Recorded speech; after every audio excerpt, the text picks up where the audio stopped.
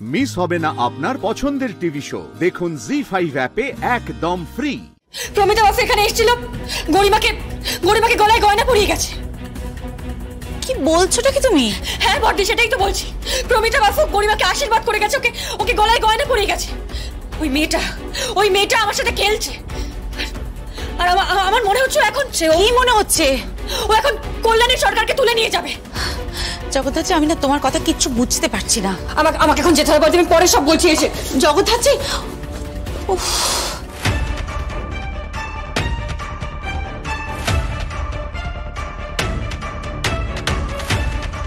গরিমা, গলার হার। গুঞ্জনের দিদি আমাকে আশীর্বাদ করে গেলেন। হোয়াট? মানে যিনি গুলিটা চালিয়েছিলেন, যে জ্যাস সান্যালকে গুলি করতে এসেছিল, সেই আমাকে আশীর্বাদ করে গেলেন। ও, আপনারা এসে গেছেন? কল্যাণী সরকারকে তো নিয়ে চলে গেছে। কে নিয়ে গেছে? আপনাদের ডিপার্টমেন্টেরই একজন।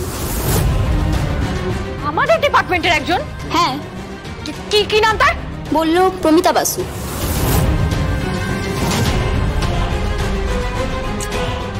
আপনারা একবার আই কার্ডটা দেখতে চাইবেন না? না। কিন্তু কেন? আপনাদের ডিপার্টমেন্টের লোকজন এখানে ঘোরাঘুরি করছিল, তাই আর আইডি কার্ড দেখতে চাইনি। আপনাদের কোনো বুদ্ধি নেই নাকি? আপনারা এইভাবে ওনাকে ছেড়ে দিলেন? ওনাদেরকে দোষ দিয়ে কোনো লাভ নেই। আসল খেলাটা খেলেছে ওই প্রমিতা বাসু।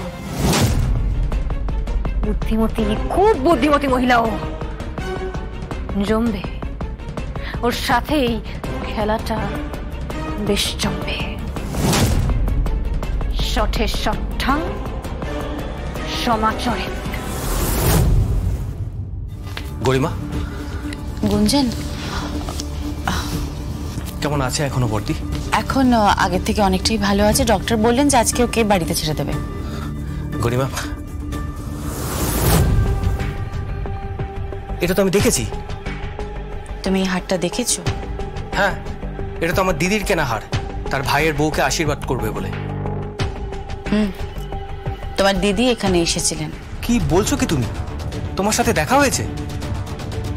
না, আমার সাথে দেখা হয়নি। উনি গরিমার কাছে এসেছিলেন আর এই হারটা দিয়ে আশীর্বাদ করে গেছেন। তোমাকে আশীর্বাদ করেছে? হ্যাঁ। যে হাতে রিভলভার তুলেছিল, যে হাতে গুলি চালিয়েছিল, যে হাতে খুন করেছে, সেই হাতে তোমাকে আশীর্বাদ করেছে? হ্যাঁ।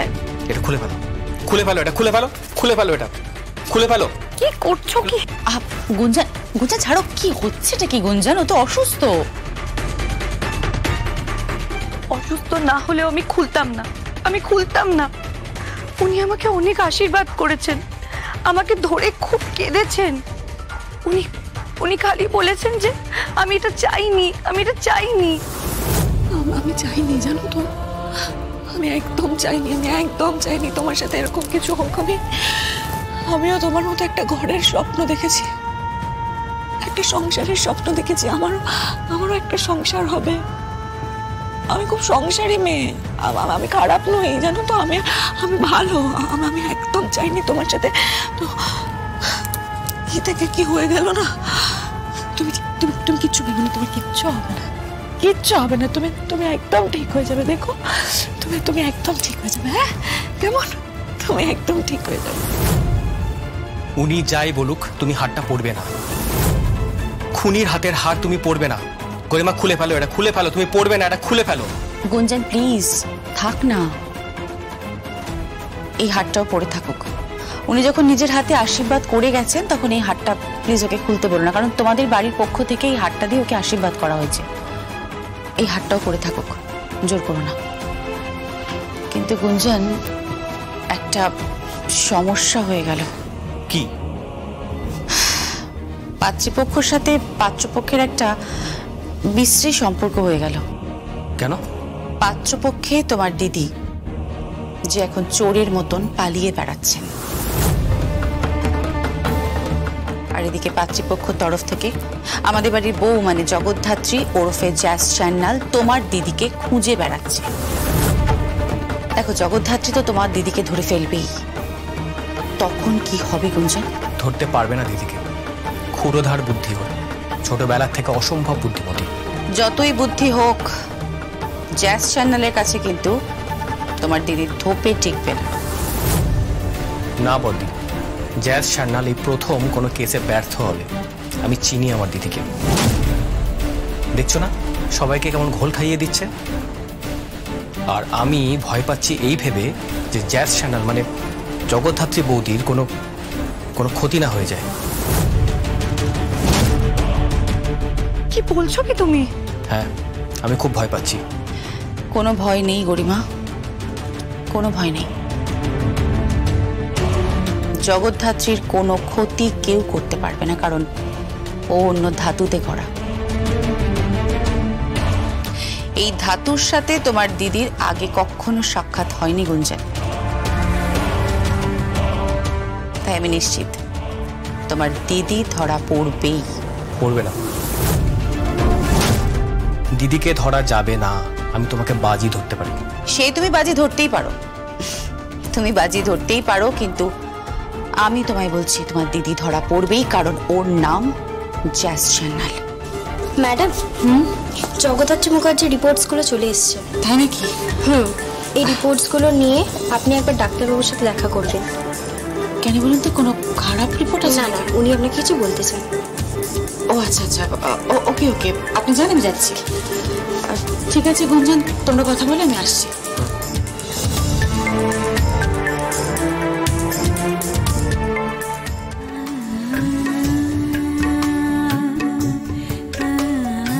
I am sorry, I am extremely sorry. যা হয়েছে সে সব কিছুর জন্য আই এম এক্সট্রিমলি সরি গরিমা। কোনো সরি বলার দরকার নেই। এখন তুমি আমার প্রেমিক নও, আমার বর, আর আমি তোমার বউ। I love you. I love you two.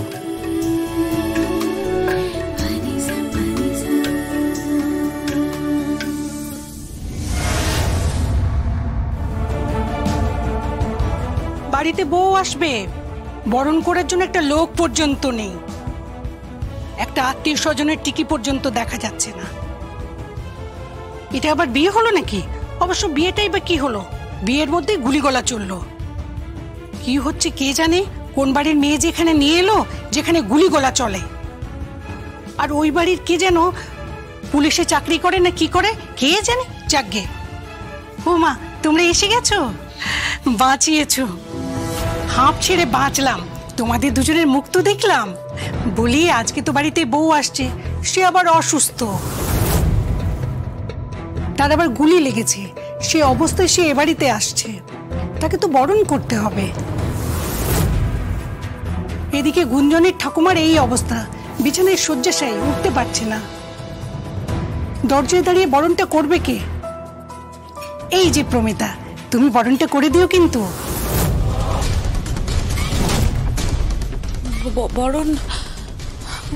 বরণ তো আমি করতে পারবো না। কেন পারবে না? কেন? আমি বিধবা না। জি5 ডাউনলোড করুন আর সব এপিসোড দেখুন একদম ফ্রি।